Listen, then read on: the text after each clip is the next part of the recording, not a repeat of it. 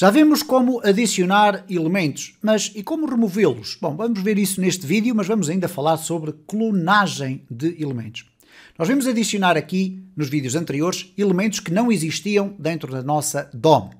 Mas no caso de existir, por exemplo, este div todo que aqui está, e repara que é este div que eu aqui tenho, que contém no seu interior um parágrafo e uma unordered list com os seus respectivos elementos, como é que eu faço se eu quiser ter uma duplicação deste elemento que já existe? Bom, vamos então aqui por partes. Primeiro vamos à parte da clonagem, ok? Então vamos clonar elementos. Para clonar elementos, obviamente que eu tenho que criar um novo elemento que é uma cópia de um elemento que já existe. Então para isso eu vou colocar aqui um let, div, vamos lhe chamar 2, partindo do pressuposto que este seria o div 1, mas podemos dar-lhe o nome que quisermos, é igual a quê? Vamos ter que selecionar aquele elemento. Então document.querySelector, e no querySelector nós vamos buscar aquele elemento. Ora, uma vez que ele tem aqui um ID e uma classe, nós poderemos até remover daqui o ID. Se quisermos usar e deixar o ID não há problema, poderemos selecionar pelo ID ou pela classe. Para isto bastará usar o cardinal para selecionar pelo ID ou o ponto para selecionar pela classe. Vamos selecionar pelo ID, container. Então eu tenho aqui já o meu elemento. Bom, o que é que eu agora vou fazer? Bom, eu posso fazer uma clonagem. Então para isso eu vou poder usar o método clone node. O método clone node tem aqui um argumento que é a profundidade. Bom, e vocês vão perguntar, não, mas o que clonar um objeto tem a ver com profundidade? A profundidade é um booleano. Booleano significa que eu só posso definir aqui dentro valor verdadeiro ou falso. Se eu utilizar o valor verdadeiro, ele vai copiar não só o elemento div, mas todos os elementos aninhados que estão no seu interior. Por seu turno, se eu utilizar o valor booleano false, ele apenas vai copiar o elemento div, obviamente com as suas classes, ou neste caso os seus atributos, melhor dizendo.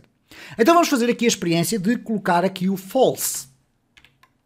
Ok? Bom, repara que aqui no meu layout ainda não acontece rigorosamente nada. Porquê? Porque eu apenas criei uma variável, vamos lhe chamar um objeto, vamos lhe chamar um elemento de HTML, que é apenas uma clonagem do elemento que já existe. Mas ele ainda não foi colocado dentro do meu documento. Bom, como é que eu faço para colocar este elemento dentro do meu documento? Existem várias formas, nós vimos algumas delas nos vídeos anteriores. Bom, mas eu aqui vou agilizar o processo. Vou simplesmente fazer assim, document.querySelector. Vou buscar o elemento que eu quero, neste caso é este div que aqui está. Então eu vou buscá-lo, por exemplo, aqui por container. E imediatamente a seguir eu vou usar, por exemplo, o método after. E no método after eu posso usar uma string, vimos isso há 2 vídeos atrás, ou um elemento. Então eu vou colocar aqui o elemento div2. Ok? Isto é, o elemento que eu aqui clonei com o booleano false está agora aqui copiado. Bom, antes de nós passarmos para a página, o que é que vocês acham que vai acontecer? Vai aparecer este parágrafo todo aqui com ou melhor, todo este div com este parágrafo e a lista, ou apenas o div? Bom, na realidade, feito desta forma com o false, apenas vai aparecer o div. Ok? Se eu alterar aqui para true, aí sim vai ser copiado não só o div, mas todo o seu conteúdo. Repara, o que vai acontecer aqui é uma duplicação daquele elemento, mas na realidade são elementos diferentes, apesar de terem aqui IDs iguais, etc. Eles não existem no código-fonte. Se eu for aqui View Source Page, o que vai acontecer é que tu vês aqui apenas um div, não vês 2. Okay? É importante percebermos que são atualizações da minha DOM que estão a acontecer em tempo real e não no código de HTML. Então aqui nós temos uma forma, e já percebeste que aqui podes usar os outros métodos para adicionar depois, antes, etc. Para nós podermos criar um novo elemento, poder operar sobre esse elemento a remoção de determinados elementos, adição de outros elementos e depois voltar a adicioná-lo ao nosso layout. Bom, aqui falamos então, obviamente, de clone. Vamos falar sobre remover elementos. Eu vou aqui comentar este código todo apenas para não termos aqui várias coisas a acontecer ao mesmo tempo. Bom, para remover elementos existem várias formas de o fazer, mas eu vou-vos mostrar aquela que é a mais simples, que é utilizar o método remove. O que é que nós precisamos fazer? Ir buscar o elemento e aplicar-lhe o método remove. Vamos dar aqui um exemplo. Se eu quiser remover o div por completo, eu posso fazer um document.querySelector query selector, ir buscar, por exemplo, pelo ID container e depois remover, ponto, remove. Opa! Agora sim. E repara o que é que vai acontecer. No nosso layout desapareceu o div que lá estava. Vamos ver aqui no código-fonte. Repara que o div continua cá. A única coisa que nós estamos a fazer é uma operação cosmética dentro da nossa página web. Mas, de facto, ele desapareceu. Bom, vamos verificar aqui um aspecto mais interessante, que é o seguinte. Eu vou aqui comentar e vamos imaginar o seguinte. Eu quero apagar o parágrafo que está dentro do meu div. Então, para isso, nós nunca nos devemos esquecer que o Query Selector utiliza a mesma filosofia dos seletores de CSS. Então, eu posso ter aqui um document.query selector, e aqui eu quero ir buscar dentro do div o parágrafo que lá está.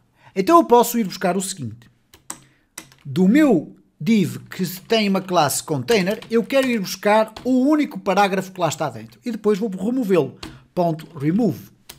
Então, nesta circunstância, repara que o div volta a aparecer porque já não foi eliminado aqui nesta linha, mas o seu parágrafo foi removido. Obviamente que eu poderia aqui colocar o L, e neste caso o que é que vai ser removido? Vai ser removida a lista e não o parágrafo. Portanto, já conseguiste perceber como é que nós chegamos lá. Mas agora repara o seguinte, então e se eu quiser eliminar um determinado elemento da minha lista? Se eu souber que ela tem um comprimento, um conteúdo estático, isto é, 3 itens, que é como aqui está, eu posso fazer qualquer coisa deste género. Dentro da minha lista, eu posso ir buscar os elementos LI, neste caso, obviamente que estou a ir buscar uma coleção, portanto eu quero selector all, e quero apenas remover o quê? O elemento item 2.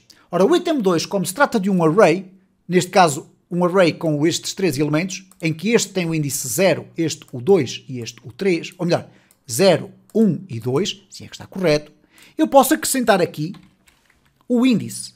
E se eu colocar o índice 1, qual é o elemento LI que vai ser removido da coleção toda? Vai ser este que aqui está. Então repara o que é que acontece. O parágrafo, item 1, o 2 desapareceu e aparece apenas o 3. Mas eu posso ainda pormenorizar isto de uma outra forma. Por exemplo, se eu quiser remover apenas o primeiro elemento da minha coleção, então eu não necessito de colocar aqui o 0. Poderia fazê-lo, mas eu posso simplificar isso da seguinte forma. Eu posso chegar aqui dentro e colocar no LI, first child. E se eu agora regressar aqui ao meu código, ou melhor, aqui há um erro na minha escrita, ok? Vamos colocar aqui um last child.